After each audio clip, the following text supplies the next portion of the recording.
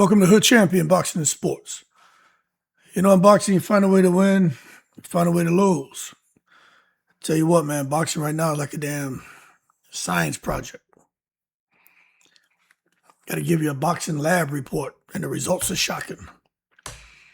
Now, Floyd Mayweather and Manny Pacquiao.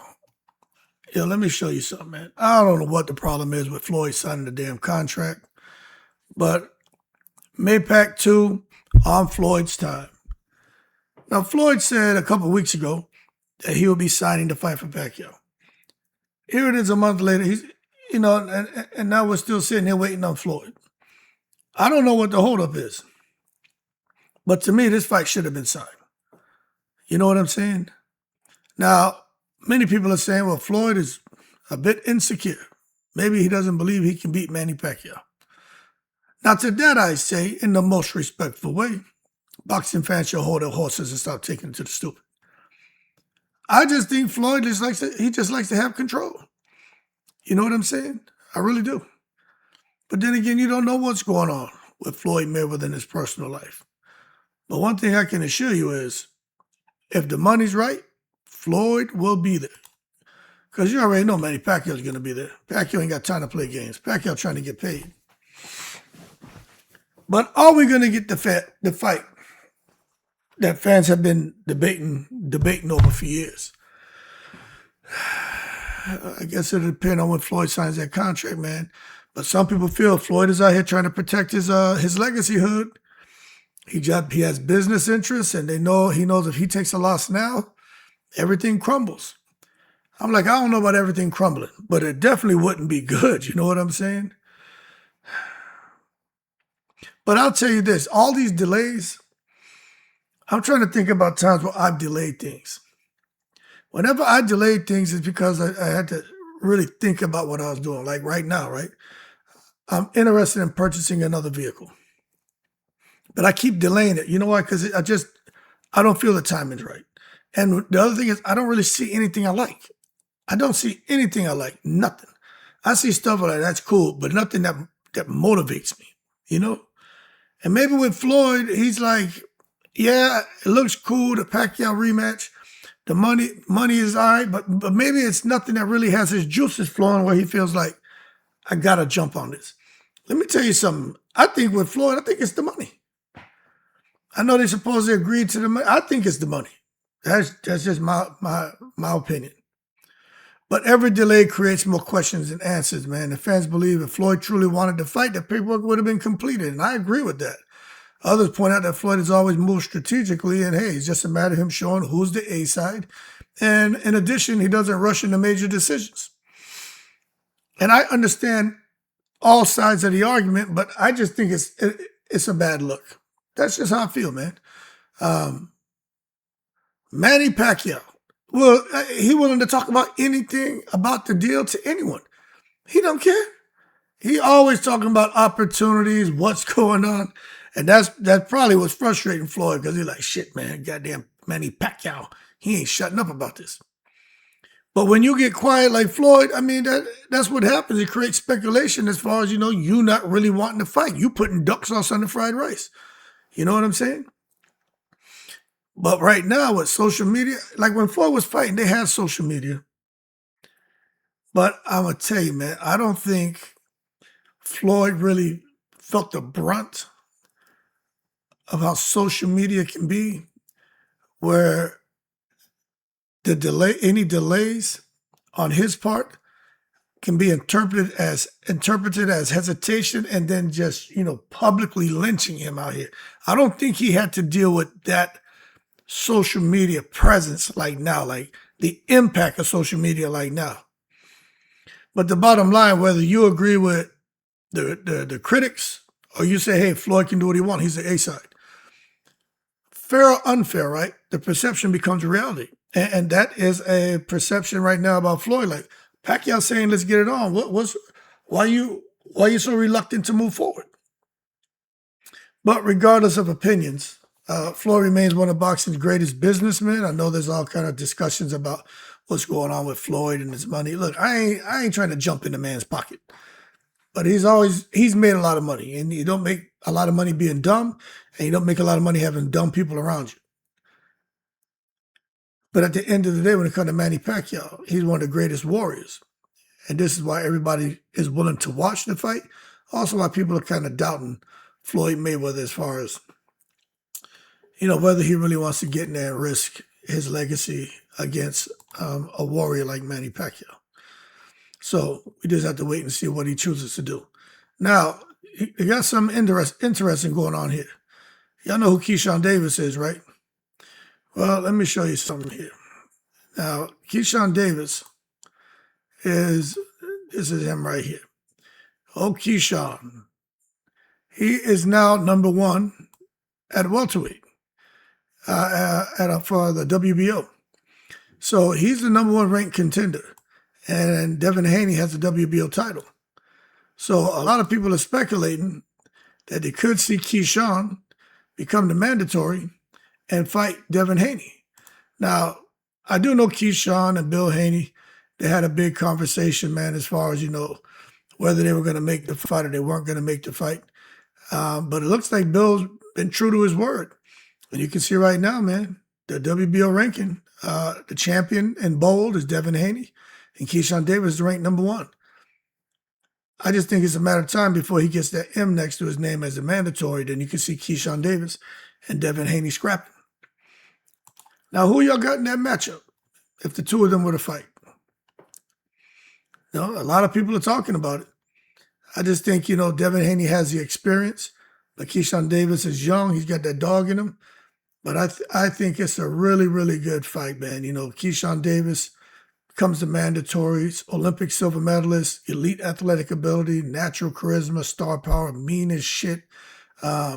He's focused, especially when you see him really lock into a fight. Fast hands, sharp counters, elite instincts, confidence, man. He's got it, man. He's got it. The only thing, and I've been saying it, I'm going to keep saying it. So, Keyshawn, if you're watching this, I am telling you, Keyshawn, that you're an amazing fighter, man. You got it.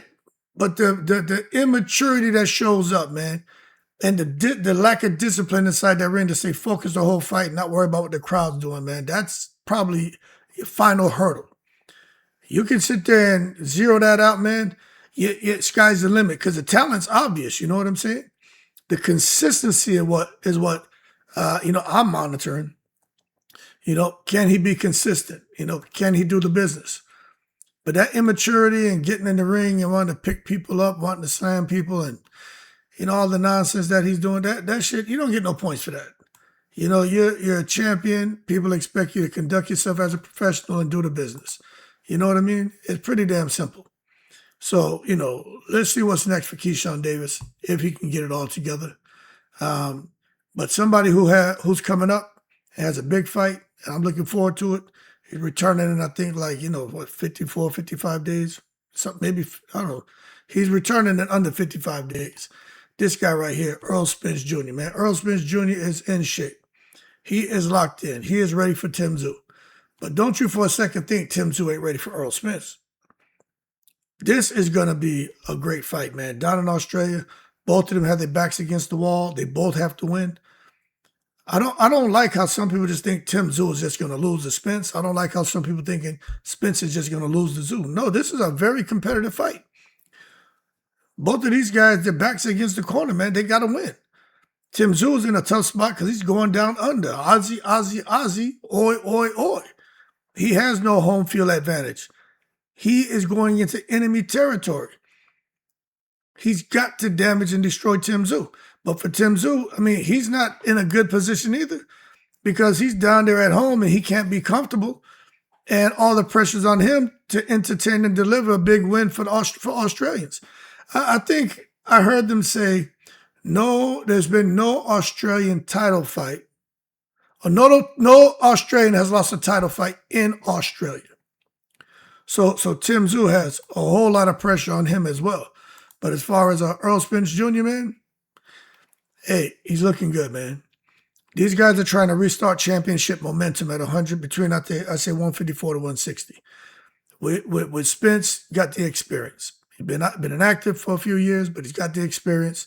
championship pedigree, high level of opposition that he's faced, and he's more than motivated to prove the doubters wrong. Then you got Tim Tszyu, aggressive style, mental toughness, constant pressure, warrior mentality, and he's got that Tszyu last name, and he fights for his last name.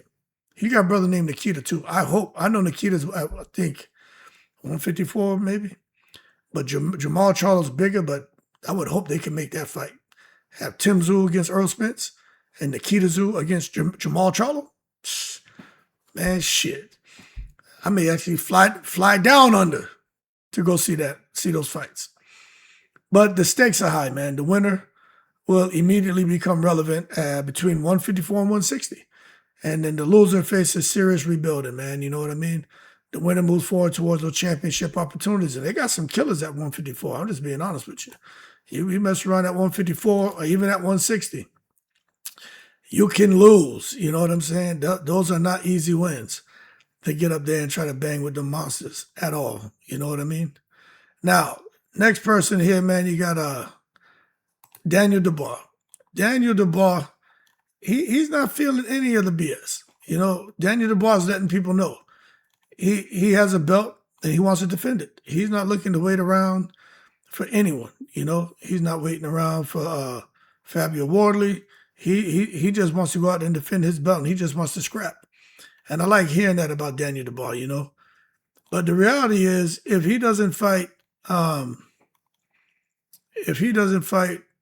what's his name, Fabio Wardley, then what's Daniel Dubois going to do? I mean, he's refusing to wait. Well, who is he going to fight? I know he wants activity. He doesn't want to sit around waiting for Fabio Wardley to recover and all that. I understand, but I mean, who's he going to fight? That's it. Now, heavyweights have short windows. You know what I mean? When you have the momentum going, you got to ride the wave. But this is the thing. Atama, I don't know, you know, he has something planned coming up. So that's not going to be a fight for Dubois. But for Dubois, if he wants the kind of money that he wants, the kind of activity that he wants, you know, he's going to have to be very careful of how he's moving, because if he goes and he just wants activity and they stick somebody on him and he loses, well, then now, you know, it's all bad, because I know he wants money. I know he wants activity. He made I think they say he made like $70 million when he fought Usyk in the rematch. Some absurd amount of money he made. So he's got dope, but he wants more. He wants titles. He wants legacy. He doesn't want inactivity. But the problem is, if he goes that route just to stay active and fighting anyone, and particularly these killers out here, and he loses, all that comes crashing down.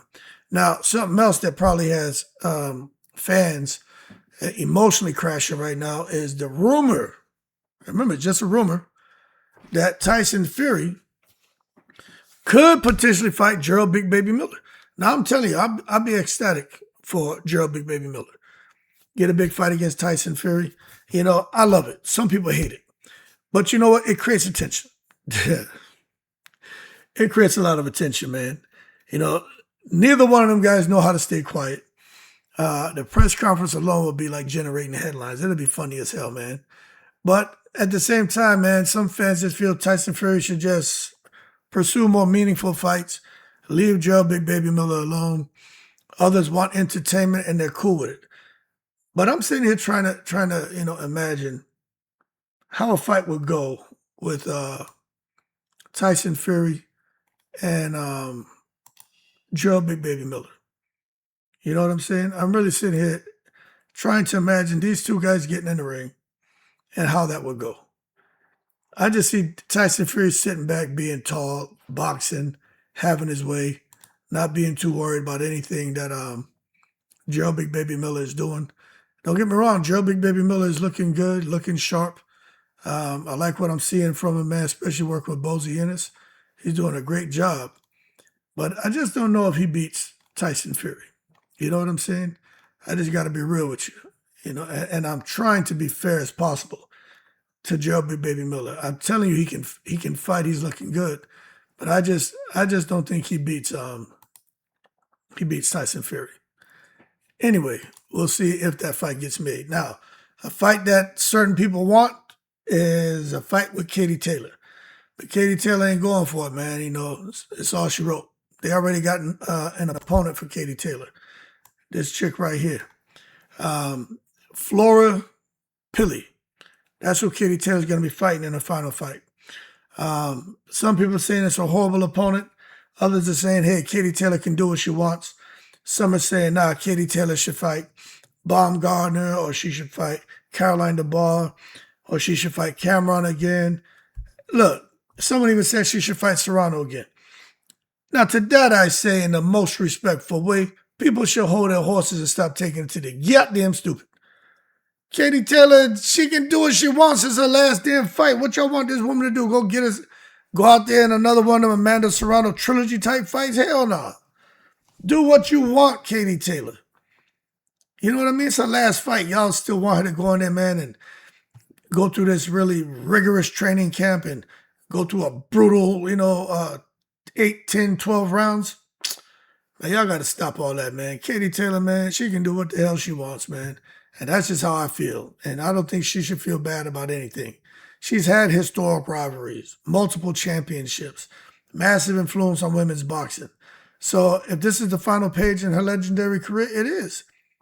But I'll tell you what, before y'all start hating and saying, oh, she putting duck sauce on the fried rice, just understand, few athletes transform women's boxing the way Katie Taylor has. You know what I'm saying? It's talking about transforming, like in the ring and shit.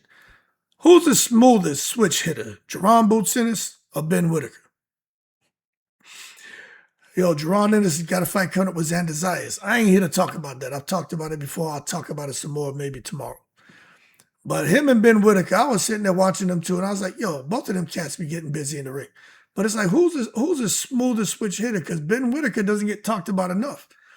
But when you look at Jerron, he got natural transitions, fluid movement, elite offense, power from both stances. Ben Whitaker, I think he's a bit more creative. He has the athleticism too. He has showmanship. He's unpredictable. So this is just a fun conversation, but the debate has become one of boxing's most entertaining arguments because some people think it's Jerron, some people think it's Ben Whitaker, some people say, man, forget both of them. It's still Prince Nassim Hamed. But I don't remember Prince Nassim Hamed going from Southpaw to Orthodox. I know he used to do all kind of shit in the ring. Maybe I just missed it. But Terrence Crawford, of course, but out of Whitaker and Ennis, I don't know, man. Shit's up for grabs, you know what I'm saying? Now, Shaki Foster. He's got an interesting story, that second chance story, as far as him being in jail and realize what kind of talent he had as a boxer and, getting a second chance at life and capitalizing on it, man. It really reminds people of Bernard Hopkins and his story. To go from being in a bad situation to becoming a boxing champion. Adversity, some people can't deal with adversity and they don't overcome it. Both men, Hopkins and Shaki Foster, overcame adversity, made mistakes. They rebuilt themselves, became champions. So I think the bigger lesson for all this is talent matters, man, and second chances matter too. And these guys have been doing the business, man, to make sure that, Bernard Hopkins did the business to make sure that he never returned back to that jail cell. And Shaki Foster is definitely doing the business, man, to make sure people respect his skills. And matter of fact, they are now talking about Shaki Foster as as deserving to be on the pound for pound list. You know what I'm saying? Let me play this for you real quick. Before I won the WBC silver title, 2018, it was on Showbox, and I got pulled over, and they took me to jail, and I didn't know that I had a warrant that had dropped for my arrest because a pistol charge I had got caught with years ago. You know what I'm saying? That's really the biggest fight of my life type thing. Yeah. They held me for 2 days, bro. I still made weight, was able to go make the fight, and won. This story is just about him being pulled over. But there was another story about this man. I think it's for attempted murder. But the bottom line is, Shaki Foster has faced adversity. And he's been able to, find a way to win. And he's doing damn well right now in life. And you can't do nothing but be happy for a guy like that.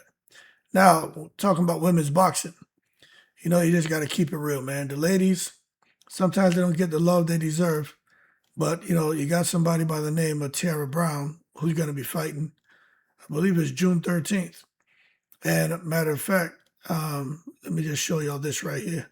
I thought it was interesting because what they're doing is actually kind of interesting from the WBC. It's pretty cool, actually.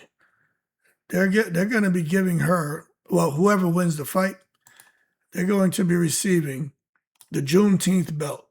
So when they fight in Orlando, Florida, that's the belt they're going to be receiving. Now, the WBC is always, coming up with these different belts for the champions, and depending on the holiday or the event, they'll come up with a commemorative belt for the winner. So I know Tiara Brown would really enjoy winning this fight, not just winning the fight, but getting this belt. And let me see if I can make it. Let me see if I can make it a little bit bigger for you so y'all can see it. But this is it right here. WBC Day and Broken Legacy. It says Juneteenth right there in the middle. Really cool belt, cool colors. WBC doing their thing like always, coming up with all these different damn belts, man. But it's cool. So Tara Brown is back on June 13th and looking to do the business. But what I like about Tara Brown, she's experienced, she's determined, and she's looking to continue her momentum, and she wants to become undisputed. Now, as far as Hannah Rapp, she's hungry, she's dangerous, and this is an opportunity of a lifetime for her to get a big win over Tara Brown. But this is the type of fight where careers change overnight, and I think people are going to start talking more and more about both of these women, especially if they win. So I'm excited to hear about it. Now, something that's brewing, I don't know if you guys heard, Inoue Inoue and Jesse Bam Rodriguez. Now, word on the street is fight's supposed to be taking place early next year. Now, everybody is bugging over this fight because they're like, damn, already? Well, yeah. According to Eddie Hearn, it sounds like it's already a done deal. They got the date, they got the venue, so it's supposed to be happening. So when you start looking at Inoue Inoue, dude's a monster, man. It's kind of hard to pick against him. But if you're going to pick anybody, you got to take a look at Bam Rodriguez, that speed, that IQ, adaptability, confidence, angles, everything, conditioning, power. He's got it. But he's got to come up to face Inoue, who got the power, precision, experience, finishing ability, and mean as shit. So this right here is where you're going to get, maximum violence, like Dillian White would say. And I'm looking forward to it. I ain't going to lie. I hear other people talking about it. They're drooling, tongue hanging out their mouth. Because this isn't just talent versus talent. This is greatness versus greatness. We recognize what we're about to see. If these two get in the ring, we already know. You're going to be on the edge of your seats because you're wondering if Bam is just going to be able to avoid the offense of Inoue and the power and the ferociousness. And if Inoue is going to be able to figure out Bam and the angles and how he's getting touched up. Also, I want to see how Bam's power translates up at a higher weight. So this could become the defining fight of the decade. So we just got to wait and see. But at the end of the day, I'm sitting here chilling in the boxing laboratory, man. You know what I'm saying? And my laboratory right now contains the Mayweather Pacquiao drama, Keyshawn's title pursuit at 147. Hopefully he gets the Devin fight. Spence and Zoo, they're on a collision course, people. You don't want to miss that fight. Tyson Fury out here creating chaos. He's going to fight Gerald Miller. He's going to do something else. Who knows? Katie Taylor's like, man, y'all kiss my ass. I'm doing what I want. Y'all not going to have me come out here and have the sport of boxing retire me. I'm going to retire from the sport of boxing.